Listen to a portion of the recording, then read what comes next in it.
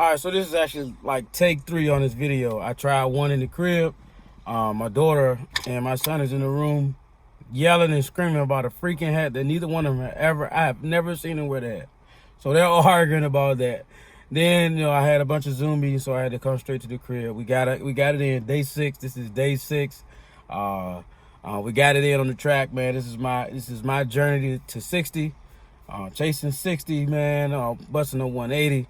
Changing who I am mentally, physically. Vlogging every day, each day until it's finished. Remember, I'm doing 4 quarters. Remember, subscribe and you catch everything. There's gonna be more videos. I'll probably forward my TikToks over here to my channel. Trying to get some more people to see. And I motivate through comedy, motivate through motivational videos, and just real life. Like I'm just being real transparent, because when I was growing up, I wanted somebody to do this for me. So again, this is day 6 of my journey, chasing 60, doing 4 quarters. The first quarter again is 3 weeks to a month. I have to lose 5 pounds. That's the minimum. Of course, the goal is to surpass that each quarter. So it's 4 quarters, I'll be at 20. So each game, it should be a total of 4 games, and I should be undefeated, because I should get 20 at the end of each game, and that'll be 60. And I don't plan on stopping. I plan on maintaining. I've changed my eating habits. I've started doing some other stuff, and once I start to see results, I'll start posting what else I'm doing, not only to help myself, but to help those who I've purchased from. So again, this is day 6. Try not to make this video so long. Today it's just about from tragedy to triumph. From tragedy to triumph.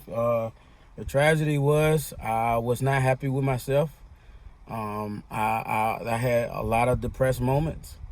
I had moments where I would spend all day just smiling at people, laughing, being me, and then just coming home feeling like, man, when are you going to change? When are you going to be better? When does Boone get the energy that you put into everything else? So it was difficult, and food became my cigarette, so to speak. So people need to go out, calm down, whatever. That was food for me, regardless of whether I really wanted it, whether I was so hungry or not. Man, and fried chicken, let me get it. Let me eat this at this time. Let me eat that at that time. 11 o'clock, 12 o'clock, 1 o'clock, 2 o'clock. It didn't matter. I wanted it. So I'm stuck right here in this tragedy. Like, I'm upset. I'm getting tired. I've said in one of the videos, my homeboy told me, once I truly get tired of how I feel, how I'm overweight and all that, then I will finally start to change. And I'm stuck in my tragedy at this point. I'm very, very low, because I am a very energetic person. So when I go hard and I'm so passionate, I'm going to talk to you passionately in a general conversation. I'm going to talk to you passionately when I'm coaching you on the field. I'm going to talk to you passionately when I'm just listening to you, and we talking about back and forth, just normal things in life. I'm passionate about my fatherhood between my kids, which are one of the greatest things that ever happened to me. And it's very important that we understand that, because in the last video I talked about the kid that's not biologically mine, but to me he is my son, and I love him more than life. He was the first opportunity that I got to be the hero I wanted to be the dad that I wanted to be. It was, how you, as a farmer, you want your kids to be on the farm. As in ministry, most of those fathers want their kids to be in ministry. As a great football player or sports player, whatever it is, you want to raise your kid up and train them up to be just like you. So in this instance, it was a tragedy because I'm 17. In the middle of a situation where I don't know what I'm going to do.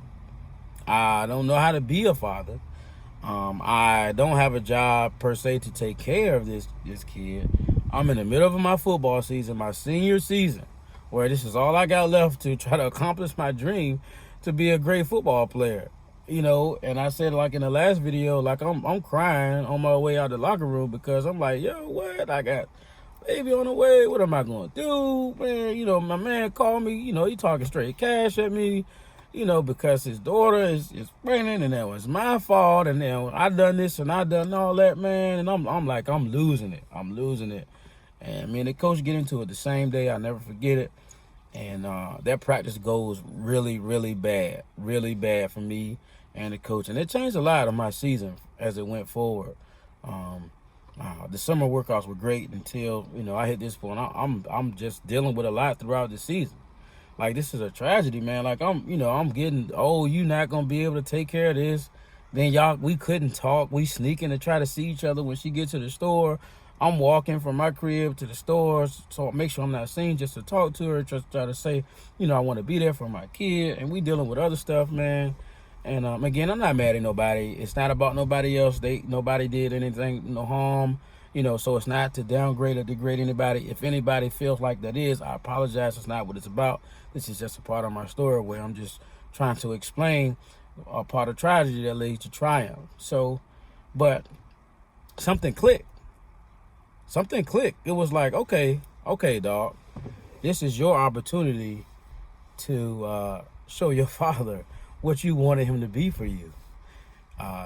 This is your opportunity to be a man. This is your opportunity to grow. This is your opportunity to mature. So he became my ultimate goal for everything. I wanted to be the greatest thing I could be, just because I wanted to make sure he saw a great example. I wanted to make sure that he was taken care of. I immediately joined the Marines. I immediately was ready to sign those papers. I didn't care about nothing else. It didn't matter. I didn't even look into it that much, because I just felt like I joined the Marines. I'm gonna look dope in his uniform, and I'm finna take care of my son for the rest of his life, 20 years. He's straight. Benefits. He's straight. Everything's good. So it didn't matter. Like, I'm jumping, boom, into this junk. So it's like, yeah, this my boy. This is it. I don't care. I don't care about the conceived date not matching up, none of that. That doesn't matter. I'm going right into this, man. I turned my tragedy immediately into a triumph. Like, yeah, it's time for you, boy, to make sure that you start to become a man. It's time to stop doing those other little things that you care so much about, because you got to take care of this kid. When he was there, I'm changing his diaper, I'm changing his pamper, I'm waking him up, I'm walking him, I'm doing all that. And it was a time for me to become a man. It was time for me to become, again, as I keep reiterating, the father that I never had. So it was a great point. And some of us are stuck in our tragedies. Some of us are upset because we never finished school. Example. Some of us are upset because we are fearful if we go back to school and we fail again. Example. What are we going to do with that? So we dealing with all that. Some of us are saying, I'm in this marriage, I want to quit, I want to give up, and I cheated, he cheated, she cheated, whatever. And you're stuck in that tragedy, you're stuck in that mistake, you're stuck in the unknown, you stuck in your failure where you made a mistake at. You got a divorce, you couldn't believe it. You separated your kids, you can't get out of it. You've been smoking cigarettes for 5 or 6 years, you tired of doing it. You like marijuana, and I, whatever you do is you. I'm not saying here to condone anybody, but you want to let weed go. You got on the crack cocaine one time and you couldn't stop. It became an addiction. You got addicted to pornography. You got addicted to having to be with multiple females, and you just really want to stop and you just can't. So that become your tragedy, but let's let your tragedies today become your triumphs. Start to focus on something different. Make those things positive. Everything you feel, think of everything you fear, think of it as a positive. Every time you fail, use that. You cannot climb a mountain without places to put your hands in to climb up. So what you need to do is those failures and those fears, you need to dig deep into the roots of where they come from. So while you dig deep into those roots, you got to keep climbing. And you got to remember, your foot goes exactly where you just digged into. So you got to dig enough hole to find out the root of it so that you're able to put your foot there and step up into that thing so you can continue to climb. Use that as a stepping stone to be great. From tragedy to triumph, we have got to change who we are. We have got to change the way that we're going. We keep complaining about our communities. We keep complaining about our teachers. We keep complaining about lawyers and doctors. We keep complaining about our president. You can go from the worst position in this world and become president. You can become a part of Congress. You become a part of politics. You can be town councilwoman. You can be lawyer. You can be doctor. You can do whatever you believe that you have a purpose and a gift to do. Just because you failed twice, 3 times, 4 times. You might have made a mistake yesterday after you said you wasn't going to do it. You might have ate something in between your diet and you said you wasn't going to eat it no more. It doesn't matter. That tragedy, that mistake can be your triumph. Though I failed yesterday, I got back up right after I failed and I moved forward. I became who I wanted to be. And it's day 6 and I feel different and it's time for a change. Everything that I felt bad about, I'm now changing. Everything that was holding me back that I complained about, I don't like this food, I don't like that food, I'm not trying, I'm not paying for that. I feel different. I'm more focused. And it's not easy. I want to give up. I get home and I'm sore. Today I got home, I'm hurting bad. I'm bad, but it's not an excuse. I can't stop because I desire to be greater, and my kids deserve better. My mom deserves to see some things be finished because of the promises that I made. Nobody holds anything against me. Not nobody that I'm close to, nobody within the family, but it's time for me to be better and do better. So my tragedy, where it could have prevented me from finishing school, it could have prevented me from going further. I could have turned into a deadbeat dad. It became something great. I became a man. I started to make decisions that would not only benefit me but him. And my tragedy, being stuck within depression and wanting to quit and not giving it my all and just being sad about life and not satisfied where I am, it's starting to become a triumph. Because every day I say, you know what, man, I'm tired. That alarm goes off, lay back down. I say, you know what, I can't lay back down because I gave up too many times. I quit so many times. I gotta finish. I have got to finish. I'm not perfect. I won't always be perfect, but I'm gonna keep it real here. I'm gonna be transparent here. Again, I'm giving you pieces of my story. Yesterday, I talked about the kid that wasn't biologically mine, but he is, and I'm just breaking my story down. And at this point, I'm just saying, though he wasn't mine, I continue to go on. I found out in 2005, born in 2004. I found out that he wasn't, but I couldn't stop because the bond was just too important to me. I loved him from. I was in the room and I watched him come out. I watched him pop out. I cut the cord, and this is amazing. Even to see that the mom would just go through the pain that she experienced it was breathtaking. And I will never forget him, and I will never forget those moments. He made me become a man. He made me love who I am.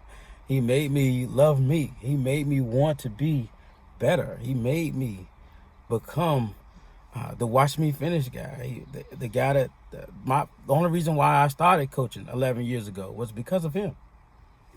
At the age of 5, the only reason why I kept coaching was because of him. I didn't realize how much I loved it until years passed, and I never wanted to let it go. So my tragedy became my triumph, and it became everything about me. I'm coaching high school now because I kept pushing, all from a kid being born that wasn't biologically mine, which hurt me, which was another tragedy because it definitely hurt me to experience that. But again, I dug deep in the root. I kept pushing, and I'll never give up on him. And he's allowed me to become greater, and I love him for it. He don't even know how much he means to me. He don't know how special he is for me. And it runs deep, and I'll never forget him. Again, get with me. Day 6, on my way to 60, busting to 180. It's time to change. Whatever your tragedy is, whatever you're addicted to, whatever you're tired of, whatever you're sick of, whatever you don't feel like you can make it through no more, you know, whatever your relationship is, you want to go back and change it. You want to go back and tell her you're sorry. You want to start sending those notes, those flowers, pushing for your relationship to get better. You need to reach back to your father. You've been scared. You've been waiting to do it. Y'all went through something bad and you don't know how to talk to him. You mad at your mom. Y'all went through something. Y'all had a tragedy. Y'all had something that came up that you just sick of, or whatever went through. Cut it out, man. Let's let it go. Let's let it go. Let's let it go. Let's let it go. Let's let it go. Let's dig into why you're failing in your relationship. Let's dig into why you and your mom can't get together. Let's dig into why you're still stuck in those situationships. Let's dig into why you won't give life another shot. Why do you want to kill yourself? Why do you want to slit your wrist? Why do you want to give up? What are you fearing of? What is your failures? Let's talk about them. Let's get past them. Let's turn our tragedies into triumph. You are a winner. You are a royal priesthood. You were already predetermined before you got here. I know there's a parable of the two sons. The sons left. He blew all his money, and he's sitting there in the pig pen, and he was just lost for everything. He had done everything.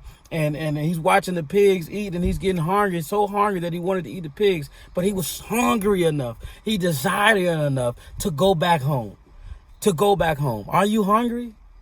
You've been starving for years. You haven't given yourself what you deserve. You haven't put yourself to who you needed to be. You haven't motivated yourself to be the person you need to be. How hungry are you?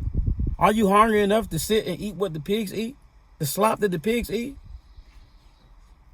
Forgive yourself.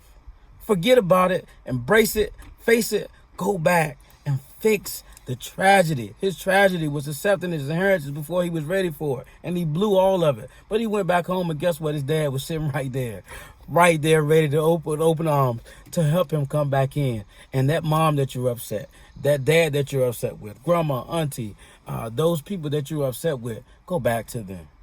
Turn your tragedy into triumph. That kid that you're not sure of, you don't think that she's telling you the truth about, it doesn't matter. You love that kid because that kid needs you in his life or her life. You gave up coaching because things didn't go right, and people came at you and people told you were terrible, but you know you gave 100% and you studied and you did what you needed to do. Go back and do it right. You had a bad year and you were voted off of a position, but don't give up. That's your tragedy. It doesn't mean that it's the end. Fear, rejection, failure does not mean it's over. Let's stop wrestling with those things that's holding us back and turn our tragedy into triumph. 180, on my way to 60, day 6. I'll be back tomorrow at 8 for day 7. Let's get it. Watch me finish.